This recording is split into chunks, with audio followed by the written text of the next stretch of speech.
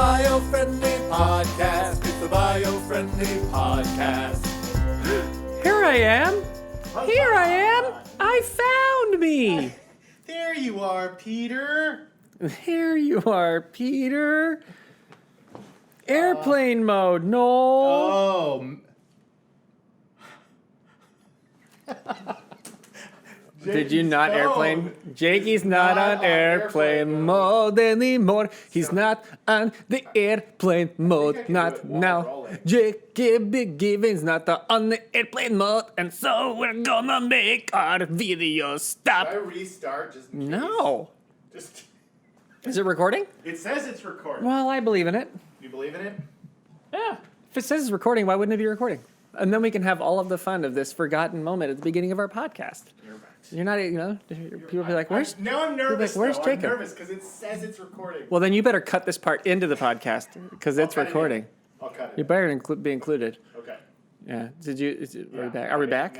Now I've added us back. Good. So there'll be a moment of there'll just darkness in the video. How long should I make the darkness? As long as it is in the audio. It is Halloween season, so maybe it's darkness and it's like thunderclaps.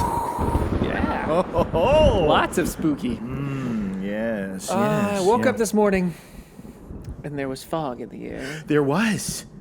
and there were spooky goblins and ghouls. And I howlings. love it. I love it. That was so good. Yes. It was so good. And in California, when you get to the end of October, and it's either by Halloween Day usually, but not always. You get towards the end of October, and then finally, like you'll have your last heat wave in the beginning of October. Yes. Which we had. This is very true. We had our high 90s, low hundreds just just last week. Yep. A couple days ago, really. Yeah. And then it goes away, and then you hit this cold thing, and then you go like, it's cool, it's foggy. Yeah. The Halloween spookables are out. It's so great. This season has begun, and now it's like, so now it's, hey. It's beginning. It's beginning. It's holiday season, and I know, it's still 2020. Let's not pretend it's not. But it's holiday season. That's cool. You can pretend it's not. Okay, it's not 2020. You can pretend. It's over. That's what it's all about. 2020's done. Pretend. Everyone's happy. Denial, baby. Yeah. Ain't just a river in Egypt. I'm coming from the future, Yes. Yes. and I'm here to tell you that the most unexpected thing happened, and Tom Hanks won the presidency in a write-in campaign. Oh my gosh! Everybody wrote in Tom Hanks' It was name. crazy. Nobody expected it to happen, but it did. No, this is Everybody wrote Tom Hanks. Comes as a real shock. And then he had no choice but to accept because, he had the most votes. Yeah. So Tom Hanks is now president of the United States. That would be the best turn of events I think any of us could hope for. the only thing that I'm hoping for. I mean, look, everything else is a nightmare. I don't really care. Did I say that out loud? Is this- Well, it is Halloween. No, I think that's a great turn of events. I think that, honestly, even if 4 years you have Tom Hanks sitting there with no clue as to what he's doing, I still think that the overall vibe and feeling that we'll have is we're going to be fine. I think that Tom Hanks with no clue as to what he's doing might be the best president we've had in Ever. 200 years. I like that idea. Yeah. I like that. Yeah. So, ladies and gentlemen, no, I'm not going to encourage you to do that. But yeah, why not? Write him in. Write him in. Oh, hey, man. if there's anything that we believe in Biofriendly, it's that your vote doesn't matter. Oh, boy. I'm kidding. I'm kidding. We're feeling... I'm kidding. I'm being randy and silly. Your vote does matter. Every vote counts. Yeah. You gotta trust your conscience, do what you think is right. And I'm not saying that for one side or the other. I think that this is for everybody. Just what you think is the right choice, make it. And that's beautiful. Right. It's your right to vote. We were getting that of energy out a little bit, I think, of the fun, the silly, because today's topic, I'm trying not to make it be a bummer run the whole time. Jacob, we don't do bummer runs. Yeah. We're the nicest. We're the fun. We're the I most know. We're the unbummer. Fun, silly podcast. We say ridiculous heartwarming. Things. We legitimately think Tom Hanks is going to be president. Yeah. That's I believe in my heart. I pretend that it's not 2020, and I believe that Tom Hanks is going to be president. Yep. Who would be his VP, by the way? Who would be the perfect VP?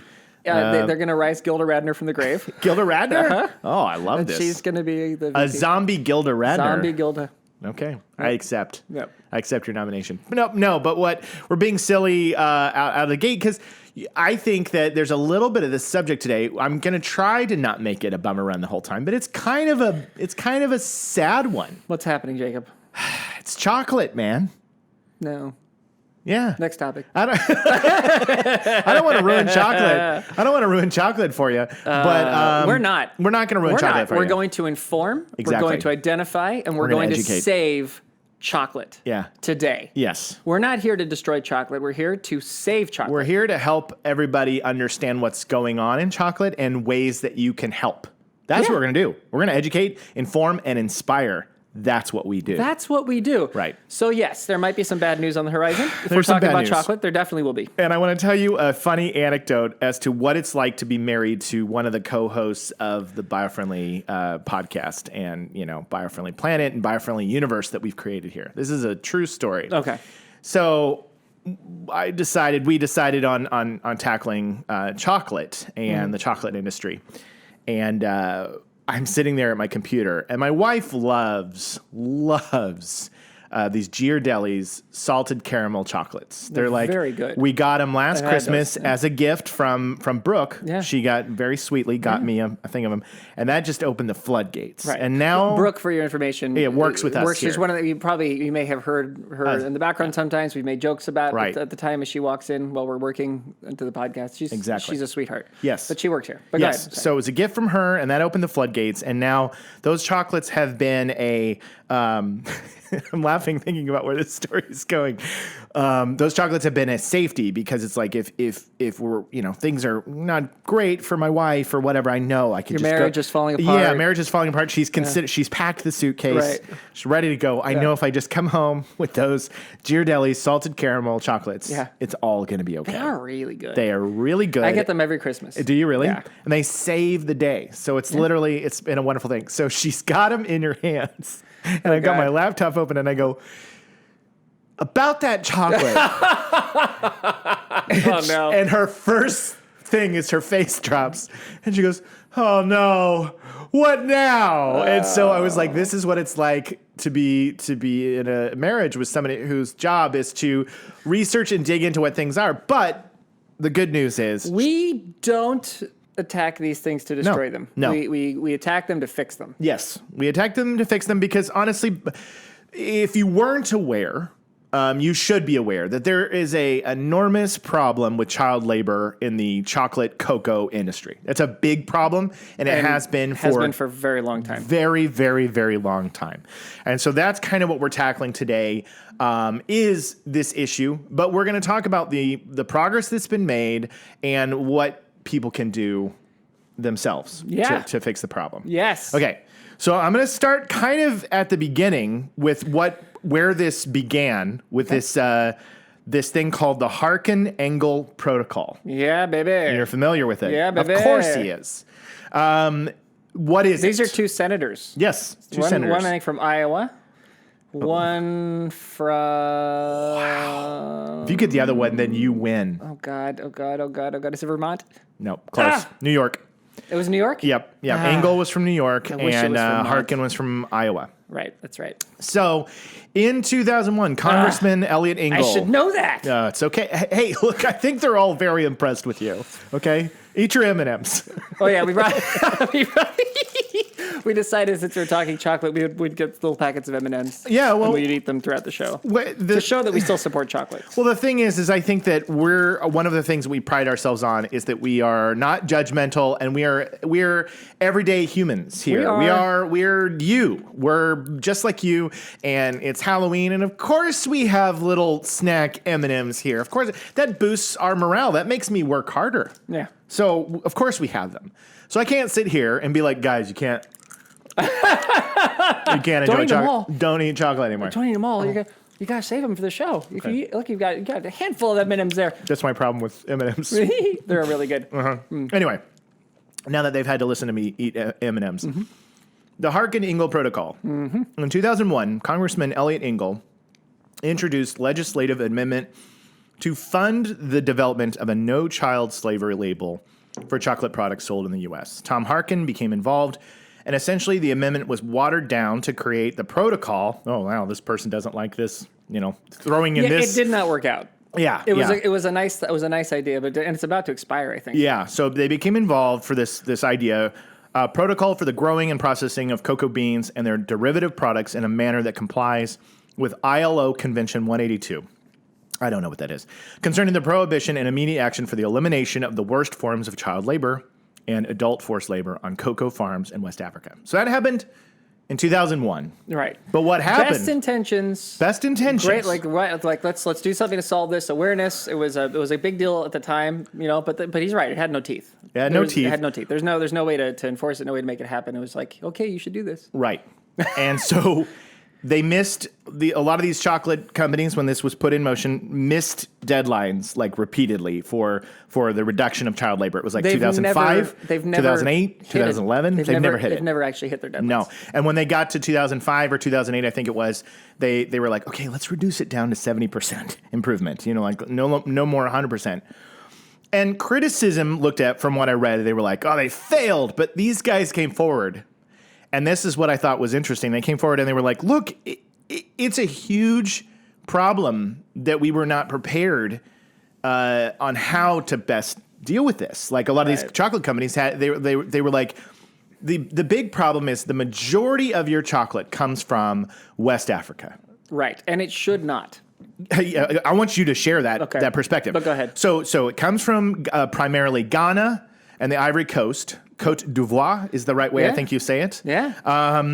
Those are the regions where the cocoa comes from, and there's tons of farms. And the problem here is that you've got unbelievable amount of poverty. So you've got this need to get work for a low amount of money, and so they've got a lot of children that go work on these farms.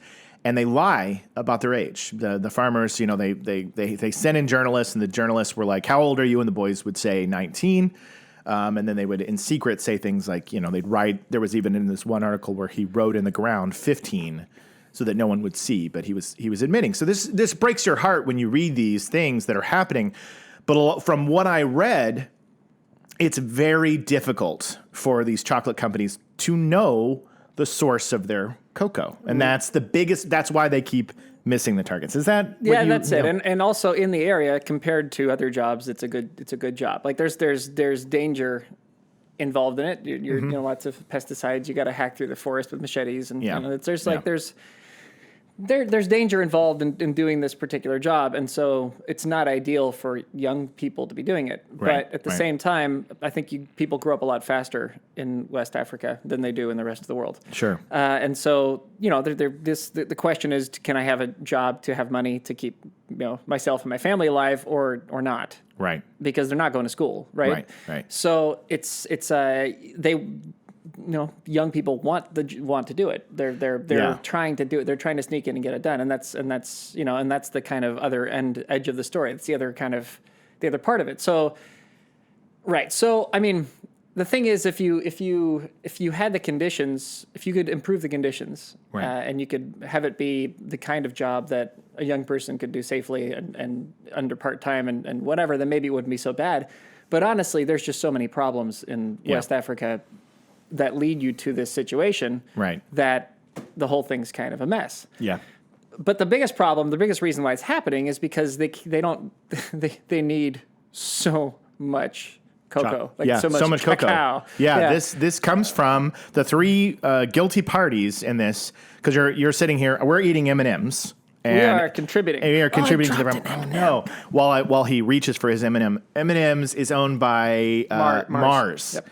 So Mars is one of them. So Mars, Hershey's, and Nestle. Those are the big three. They're the big three. They're the big three of chocolate production, and they're the ones that are really under fire for this, because you've got hundreds, maybe thousands of chocolatiers that are small. They're small companies, and so the options for fair trade and certification, they can come a little bit easier because these guys are ordering much smaller quantities, and so they can make sure that the cocoa that they're getting from that region is coming from the right places and that child labor isn't. But companies like Mars, companies like Nestle and Hershey's, the massive amounts of chocolate that specifically the United States... It's a $5 billion industry. Yeah, absolutely. People eat a ton of chocolate. Oh, yeah.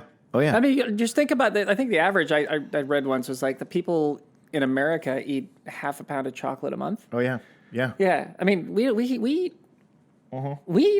eat chocolate, man. Yeah. Everybody, it's this whole planet. It's like the number one thing. Everybody loves it. I think the stat that I saw, which was, I think it's the combination of Nestle, Mars and Hershey. I think that it was like annually, it's like 103 billion. You put really, if you put it like chocolate. So I'm saying the wrong number. No, I'm saying it's worse than we thought. It's better than we thought. So huge because I think what the point was making in the article I was reading, they were saying, look, this is an industry that generates 105 $105 billion annually, chocolate, these big companies, and they've spent over the past 20 years $150 million to help this issue. Right. So you look at those two numbers and you go, so, you could say on a document, $150 million. But when you compare those two, that's literally like a sliver of money. It's not a ton. No. Yeah. No, it's not a lot. Yeah. So. Yeah.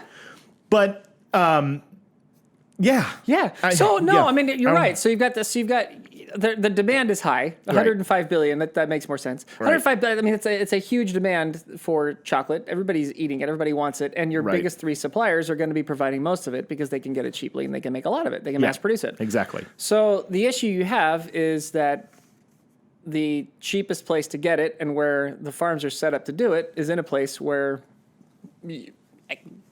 it's conducive to really bad conditions. Yes. So that's kind of the problem that needs to be sorted out is how do you do it more sustainably, and how do you do it more sustainably in a way that you can still keep up with the demand, because people aren't going to give up chocolate. It doesn't matter what we say on this podcast or anyone says on any podcast anywhere on earth, people are not going to give up on chocolate. No, it just ain't going to happen. No, absolutely. And it is the good news is, so while Mars and Hershey and Nestle are under fire, and they should be, the thing is it's our responsibility to hold these companies accountable. There are efforts being made. At least what I could say. I don't know how much of it is fluff, but when you go to Nestle or Mars or Hershey's websites, they have entire pages dedicated saying, look, these are the ways that we are trying to prevent this from happening. We have a plan in action, and by 2025, it's going to be 100%. And these are all the claims and all that. They have programs and policies and all that. And so the optimist in you would say they're trying. They're trying to beat it. And then the pessimist would say, we've heard these pledges before. Right. Right. So it's really up to us to, one, make sure that you're getting involved and keeping aware of which companies are, keeping those targets and upholding them and doing them. So keep an eye out for chocolate companies that are saying we've absolutely reduced and gotten child labor to almost nothing. And there are tons of petitions and online campaigns that you can go and sign up for that will really fight to keep these people, on top of it. Right. So those are some of the initial things you can do. Right. Also, and this is something we say a lot, and it's not a very nice thing, I think, for people during a pandemic to hear. But the more money you spend, the better the conditions will be. Yeah. Basically, it's the two kind of line up. So when you're getting higher quality, it's two things, right? So, all right, let's go through the history of chocolate. I want you to break it down for me, because I've been talking a lot here, and I gave you what they needed to know, but I'm interested to hear what you have to say. Well, so chocolate, right? It's actually eat an M&M, as fascinating thing. Mm-hmm. Chocolate only exists because the New World and the Old World met. Otherwise, there would be no chocolate. Okay? Because chocolate exclusively did grow before. Now it's in other places, but at the time it only grew in Latin America, that Latin American area. So, right. So like the discovery of chocolate by Westerners came when the Spanish decided they were going to take over the Aztec nation and met Montezuma. Wow. Yeah. So and it's after like a shachotl, or like it's a really cool name that I can't pronounce. Finally, it's not me mispronouncing a word. It's Noel. It is, and it's an Aztec word with a lot of X's, and they do cha. That's fair. They make a cha for X, and so then there's like 13 X's in a row. I think it's, and then an L at the end, like a chotl or something, or choctol. I wish I should have looked it up before this. I apologize. Well, don't Google too many X's, kids. Okay. Yeah, that's a good point. Yeah, so it was a bitter, because it's anyone who's had like who's saw in their mom's kitchen the little box of Hershey's cocoa, and then you're like, oh, it's chocolate, and you put it in milk, and then it's like you've got this horribly bitter, awful drink, because pure cocoa is just, it's bitter. Yeah. It's and so that's what they used to make, is this bitter chocolate drink this bitter cocoa drink that was that hot liquid, and it was it's interesting. If you go down to, like, whenever we would visit our partners down in Mexico, like we'll go into some of these villages down there, these Aztec villages. Like one of our factories is in Guzman, which used to be an Aztec city. Really? Yeah. So there, we saw, it's fun. You go there and you have it, and it's bitter. It's really good, but it's not what you'd expect at all, because it's not sweet in any way. Yeah. So Europeans didn't like it at first, but it was so interesting and so popular, and people, because it was so popular amongst locals in America, they're like, well, let's see what we can do with this. They took it back to Europe and added sugar. Yeah. And cream, like milk, and they started messing with it in order to see what they could do with this, with this powder, and then they created what we have now as chocolate. So you needed what they had in Europe, which was essentially sugar. I mean, you had corn and you had other things, honey and things to sweeten in the Americas, but you didn't have sugar. Sugar was from elsewhere. The two weren't together. Is that why it's called milk chocolate? Is that why it's commonly referred to as milk chocolate? There's literally cream involved. Cream involved. So there's actually modern chocolate is more other garbage than actual cocoa. Like it's of course. So America of us to really take the key ingredient and push it right over there in the corner. Yeah. Well, European actually. It's European. Okay. Which America? I mean, we kind of are European, really. European. Yeah. But that's So that's what they did. So you have this new chocolate thing that's been created, and it is just like, wow, like gangbusters. Everybody wants it because it's the greatest thing that may have ever been created on Earth. Right. So, in order to make a lot of it, instead of focusing on the highest quality cacao, they started focusing on the hardiest. Which one survives the best? Which one can we grow the most of? Which does not have the most flavor. It's not the best, not the most flavorful. So a lot of times, the chocolate you get from the big three is not, it's not terrific chocolate. At least their base brands aren't terrific. I think they have some specialty. Yeah, probably some higher end chocolates. Right. But the really great chocolates that you can get when you'll eat like a really random expensive bar by some chocolatier you've never heard of, and you're like, whoa. It's because there's a better bean. Right. So they're using just better chocolate that doesn't grow as easily and can't be mass produced as well. Right. But is usually grown in better conditions. And so and that's actually more sustainable too, because it's even just from carbon emissions point of view, chocolate's pretty terrible. They tear down rainforests in Africa in order to grow these, the cacao tree, the chocolate tree, the chocolate plant. Yeah. Which is a fascinating plant when you see it before. I mean, they look like these little pods, these little like whitish pods. When you see them, you're kind of like, that's where chocolate comes from? Because it seems so organic and plant-like. You know what I mean? And that it's not what you think of when you think of chocolate. And the thing is, it is, right? So clear. And the thing the thing about, all right, so when it's grown in Latin America, like in Ecuador, that's kind of the heart of the industry. I think there's been in Colombia too, and been obviously in Mexico and other places. But in Ecuador, they have their farming there is actually significantly better. And the beans that they can grow there are significantly better because they're from there, right? Yeah, it's just the conditions are perfect. But it's not really meant to be put out on a farm and just grown on its own. It is a complementary plant. It's like it has a symbiotic relationship with trees in the rainforest. Wow. So if you grow it near trees in the rainforest, it helps puts nitrates into the trees in the rainforest, and the rainforest that's where trees, it's meant to be. Yes, and then the rainforest shades it. It actually grows better in shade. So the two help each other out, and then they grow even better. You get more out of it, and then if you do a good job of pruning it, essentially pruning your cacao plant, you actually can get a ton of chocolate in a really sustainable way. That doesn't, in fact, you don't get rid of the rain. You need the rainforest to do it. Right. Like it's actually necessary. Right. So that's, and when you do it that way, you can make more money on it. You can get better yields. You can hire more people. It's like it makes the whole thing more sustainable. It makes the whole thing less likely to have child labor problems. Yeah. Because you don't need the pesticides. You're getting natural protection from the rainforest. So there's a whole, there's a way to do it. And they're doing that more so in Latin America than in Africa. But Africa is where the mass production happens. Yeah. So when you're getting really high quality, expensive chocolate, you're generally getting it from Latin America. Usually. Yeah. Well, thank you for the history of chocolate for everybody who didn't know. I didn't know most of that, but I'm assuming that's why dark chocolate is bitter. It's not because there's less milk. Than milk. Sometimes and cream. None. Yeah. And so that's why it's kind of. I actually love dark chocolate. I do think too. It's great. It's really good. It's more in line with my taste buds. I think that generally the older you get, the more you like the dark the bitter, the different flavors. It's like coffee, Yeah. heavy beers and heavy chocolates. Like there's something about your taste buds that kind of like things that are a little bit more like, whoa. But what I was going to say is I want to be clear because I feel like earlier it sounded like I was making excuses for the big three.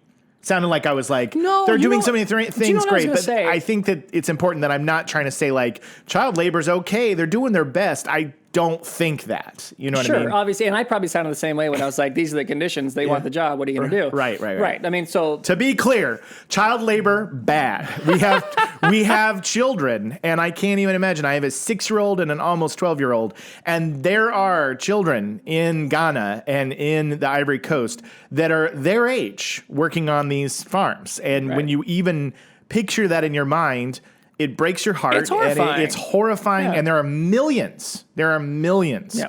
Of kids that are in these conditions. And so, absolutely we want to put an end to that right away. Right. I was and, just and trying Mars to... and Nestle want you to think they're 17-year-olds. It's almost Right. I hate to say it. It's almost like another the trafficking that happens, right? Yeah. It's the problem is that the kids are younger than you think. Yeah, exactly. And that's always the problem. They are much younger than you think. And when I read that Nestle and Hershey and Mars are trying to fix it, I'm encouraged that at least they're trying, but I understand that a lot of these articles are coming out like the Washington Post piece that we read. We said, look, here was this legislation put in place in 2001, and we are 20 years later. And they sent... It expires, I think, is it 2025 or something like that? Yeah, It expires pretty soon. Yeah. And so they sent journalists in, and they were like, "This hasn't been fixed. This is, and some of the stats are Mars, maker of M&Ms and Milky Way, can trace only 20% of its cocoa back to farms.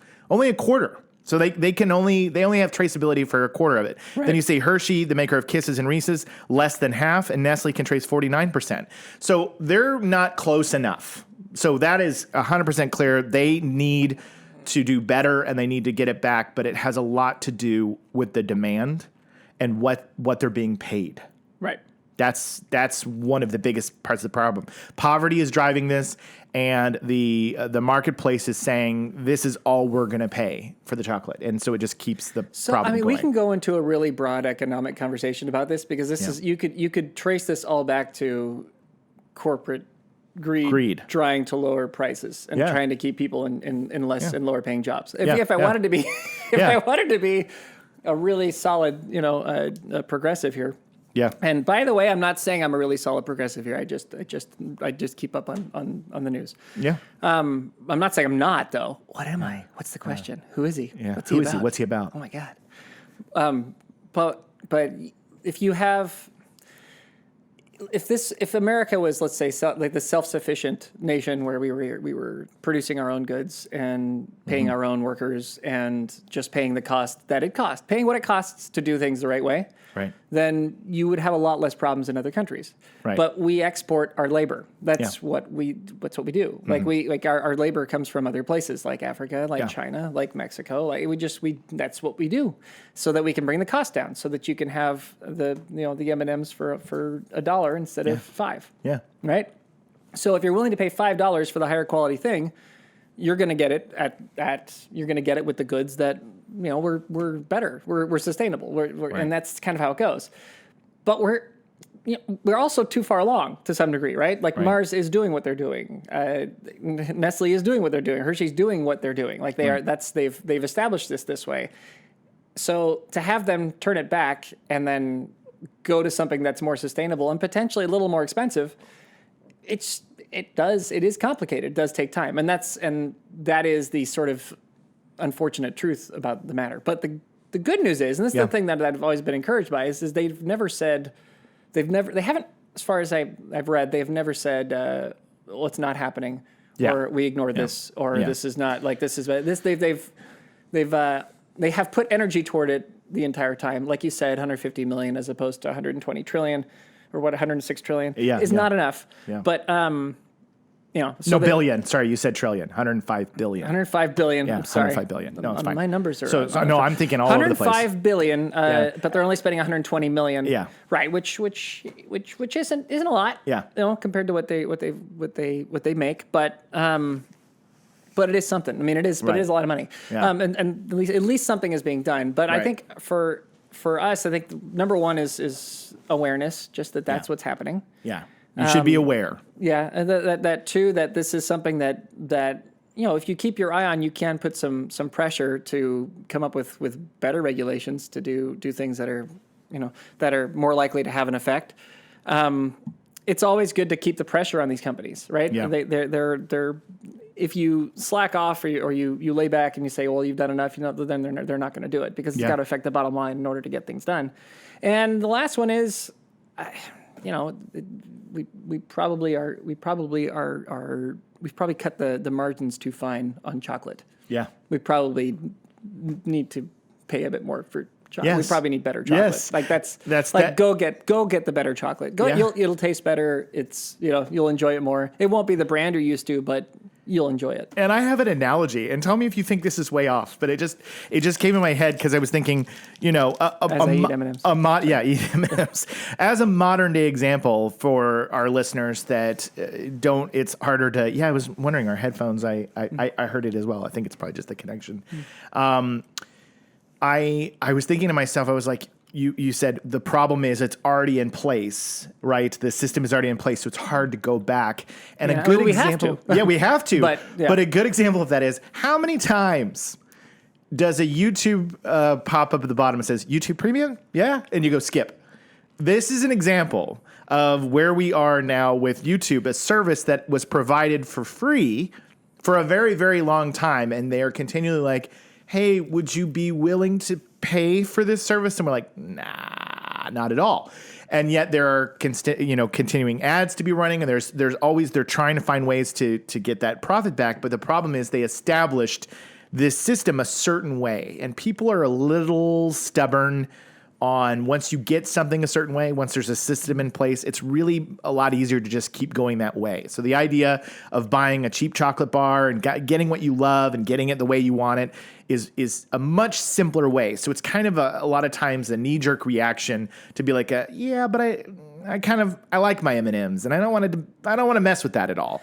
Right. But it's going to require us all as a human species to kind of go, I get it, and you deserve to have chocolate and you deserve to have those treats because those are the things that keep us happy and make us sane and make our children smile and why it's such a treat to sit there and watch a little one just throw some candy in its mouth and just smile and grin and light up or after you've had a bad day like I joked about with my wife and giving her those Ghirardelli chocolates. That is a positive thing in existence. Yes. But it will require us to sometimes say, okay, I need to pause every now and then and see maybe if there's a way that I could buy a chocolatier that is doing things the right way. And that will, in turn, put some pressure on the big companies. If a lot of that business starts moving in different directions, you are making a difference, because a lot of times it feels like, well, what difference can I make? But honestly, if there's two chocolate bars side by side and one is a Hershey's and the other one is like, Johnny's chocolate shop, whatever, and it comes from Latin America and it's high quality chocolate and it's $2 more. Right. Well, and again, this is like if you go to Whole Foods, they have a whole wall of different like Ocho bars and like chocolate, those, and they're expensive. Yeah. But it's good. They taste better and they're good chocolate. It's good chocolate. It's better, and you're helping. Right. And that's okay. So, granted, I mean, I have to warn you all. Do it. Being green means living with less. Yeah. It means that as a society we have to recognize that things have been made so efficient that they're no longer good for the environment. They're no longer sustainable. It's too easy to get whatever you want at any time. Right. Yeah. A sustainable way to live is for people in Africa who are adults to be able to farm chocolate for a good wage. Yes. And then send their kids to school so that they can grow up and farm chocolate for a good wage, so that we can all have chocolate. We can all, and like for the whole world to kind of be at that kind of level. That's the sustainable way to do it. Yeah. We have snuck around it by going to places where people are desperate and asking them to do too much in order to give us cheap goods. This is an awful thing for all of you to hear, and definitely a bummer run on the podcast. That is the bummer run, absolutely. But it's a But you truth. have to know. You have to know that we have created a system where we've gone, wait, you're telling me this group of people will be happy with the pennies on the dollar that I give them? Yeah. And have gotten away with it for far too and long. then if dad dies, the son will go, who's 9, will go in and do it. And then that cycle will continue. But I still get my money. I still get my money.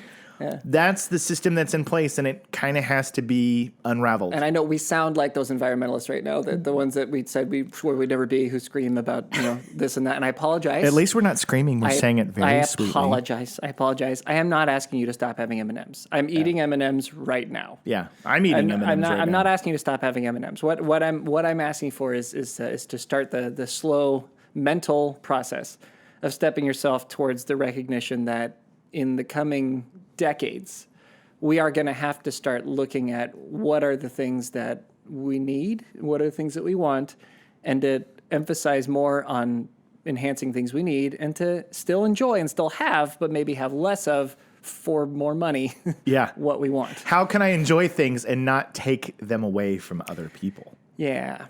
Yeah. I mean, that's a good human thought to have. It's just something to start easing yourself into, because there is definitely, this can't really continue. It just can't continue because the developing nations aren't going to be developing forever. They are eventually going to develop themselves into their own powerful nations, and then they'll start to demand more money. And when that happens, this loophole is gone. Exactly. So we got to start fixing it now, guys. We may as well be responsible. Yeah. And jump on it right away. Well, I'm going to share with them before we get out of here. I was going to share, at least while we got the show, a group called Green America. Okay. You can just go online, Green America. They have a 2019 chocolate scorecard. Well, okay. And so they have a scorecard right here that breaks down, hey, who's got an A, who's got a B, who's got a C plus, all the way down to an F.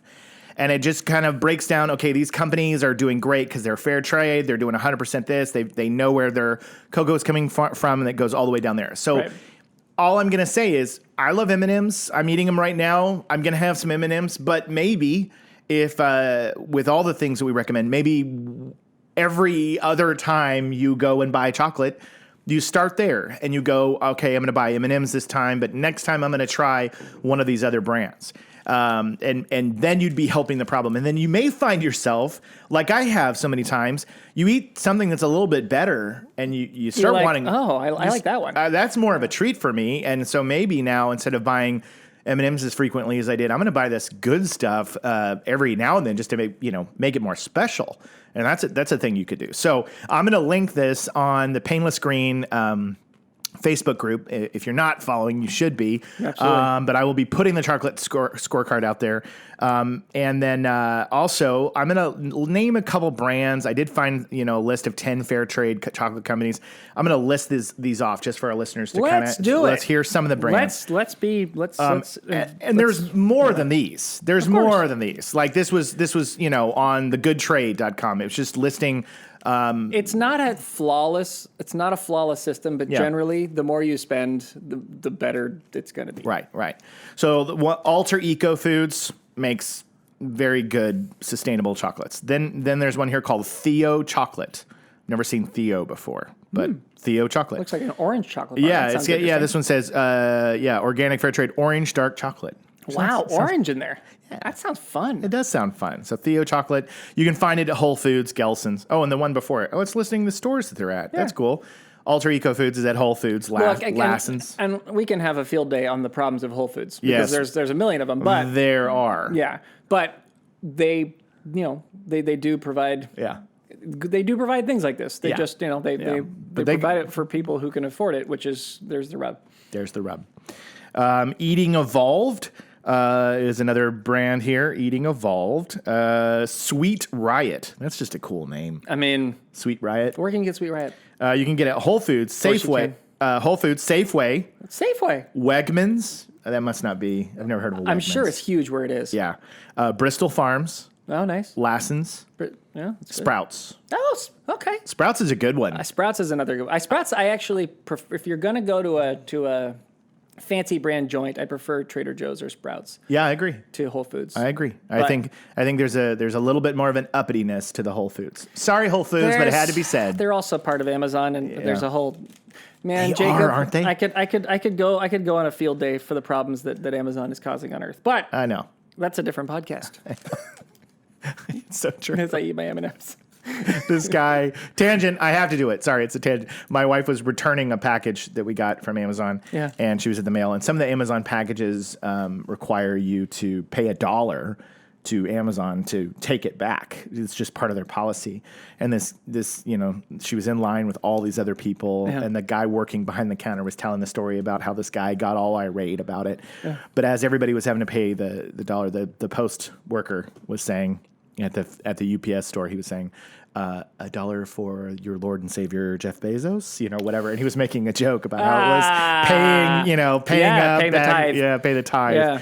So I thought that was pretty funny. But yeah, there's a lot of issues with that place. Yeah. So anyway. Yeah, one day we'll do it. One day we'll dig in. They might pull our show if we do. Right?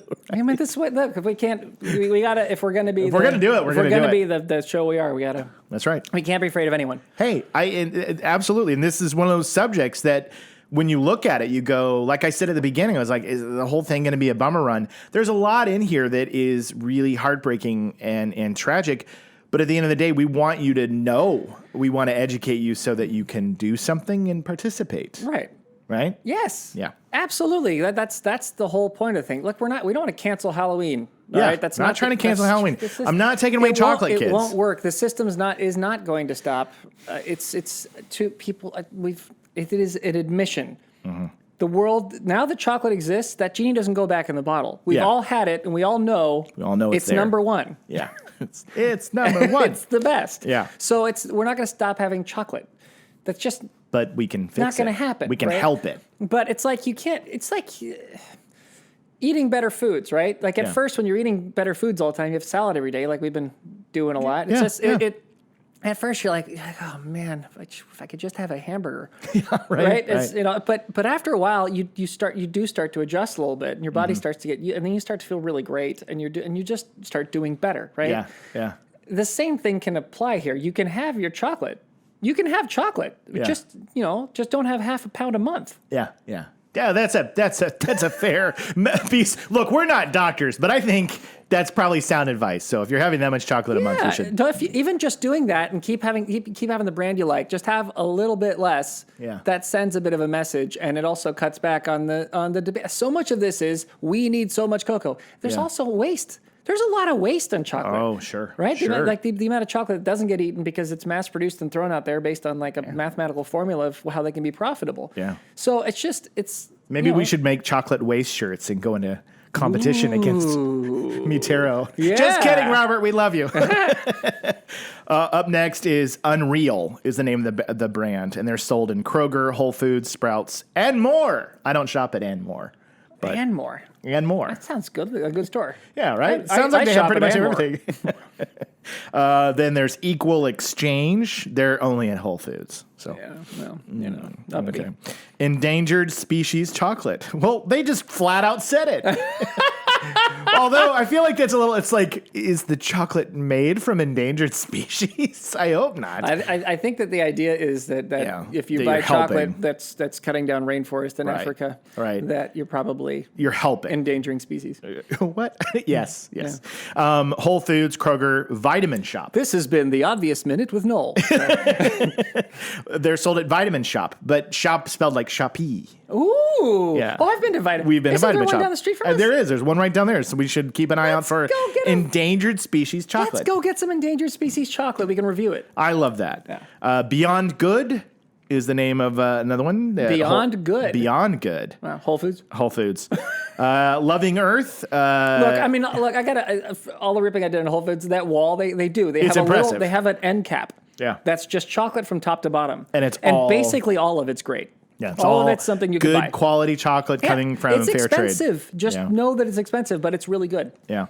This one says Loving Earth is the name of the brand. Loving Earth. And for the found in stores, it says find a stockist. So this one means like you got to find it. Find a stockist. Yeah. That sounds... Yeah. I don't. That sounds like Sting singing. Right? Don't stand so close Yes. to me. Yeah. Divine Chocolate is the last one. Okay. And they just wrote many retailers worldwide, so they didn't even list them out. But those are some brands. There's lots more. You can definitely find plenty of chocolatiers out there that do the right thing. And Now you can have your big hand, folks. We got to the end of the show. Oh, we did. We're I at was the just end of the trying. show. I was just thinking that No, yeah. you should be able to make sure. Let's see we what I have got. some. Most of them in my. Oh no! One went down on the ground. Oh, I got. Yeah, I'll have that one later. But thank you guys for listening. As always, we sometimes cover these subjects that have some data on them that you go, wow, walk away and go, I didn't know that. I hate this show. That's what you should say at the end of this episode. I'm gonna eat all of them. Yeah. Eat all of them. And we're sorry to have a bummer run happen, but but the more you know, the more you're aware, the more you make little adjustments. That's all we're looking for. Little adjustments. Mm-hmm. You can keep having chocolate. You don't have to stop. You're still an environmentalist because you're doing other things. So don't worry. But that's out there. So It's out there. We put it out there. So follow us on the Painless Green on Facebook group. Come join us over there because we always are posting fun stuff and follow up links and information from each episode that we do. And on Twitter at Biofriendly1. And then we also have Biofriendly Planet. Yeah, Biofriendly, Yeah, which so is both. Biofriendly blog, I think is still Biofriendly blog is the handle for that. Yeah, and then and on Instagram at Biofriendly Planet. Yeah, and the reason we can't have a Twitter that says Biofriendly Planet is it's too long. They don't have enough letters. That's not fair, So right? if we sent letters to Twitter to say, yeah. here's a letter asking for more letters. Right, exactly. We've sent letters asking for letters, and they won't give it to us. And they won't. No. We need 2 more letters. 2 more. That's it. We tried to find a way to make it like It's like Biofriendly Planet. Yeah, we tried to do an abbreviation, and all of them just were like, "This isn't going to work. Nobody's ever going to be able to find this Twitter account." So, anyway, but there's lots of ways you guys can keep up. Make sure you're spreading the word. You're subscribing. You're telling your friends.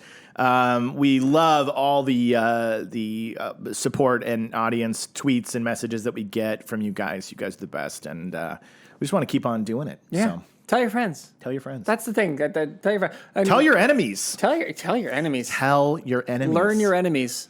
Yeah. Learn them by Know sending your them enemy. Here. Yeah. And also, apparently the reviews help. So if you guys are, if you have time, jump onto any one of them: iTunes, Spotify.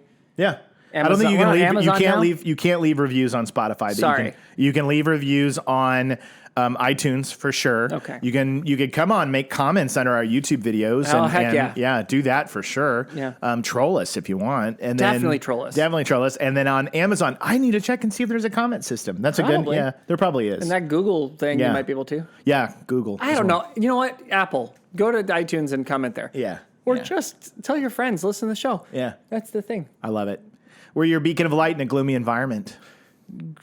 Now featuring greater parasympathetic nerve activity. More than just charismatic megafauna. Dolphins don't quit. Nature is perfect. Look at eggs.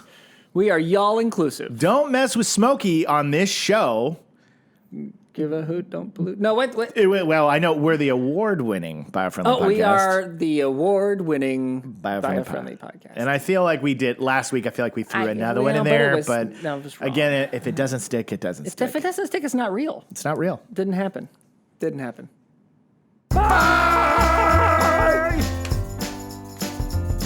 It's the Biofriendly Podcast. It's the Biofriendly Podcast.